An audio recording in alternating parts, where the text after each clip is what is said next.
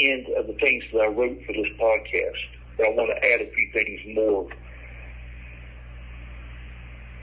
Melina is not a bad girl. She's not an evil little bitch for leaving me like some people would think or would say. She did what she thought was right and proper at the time. And I spoke to her Sunday, and I asked her if she thinks she did the right thing. She said she did. And if she thinks that's the right thing for her, it has to be right, whether I agree with it or not. Because relationships are never one thing or another. They're very complicated.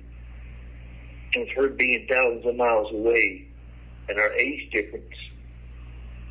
Even if I was to get out tomorrow, if I was to get a life sentence tomorrow, it would be years and years before I could possibly ever get out of prison.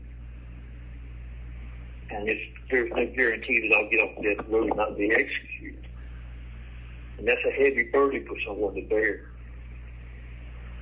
And while I don't like it, and will never like it, I understand why she did this.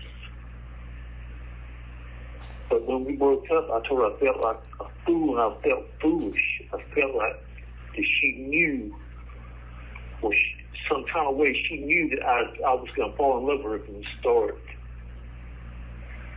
And she knew, or I felt like she knew, that we could never be together, we could never stay together. And it pissed me off. Because I felt like she used me.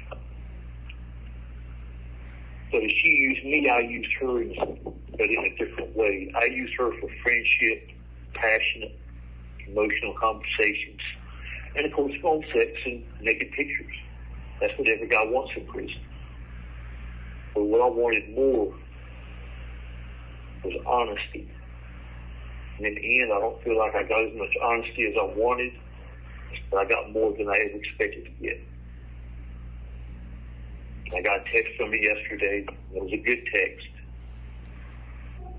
And I texted her back. And I still text her every freaking day. And I'm not here from her 2 or 3 times a week. If that's all I'm going to get, I have to be satisfied with that.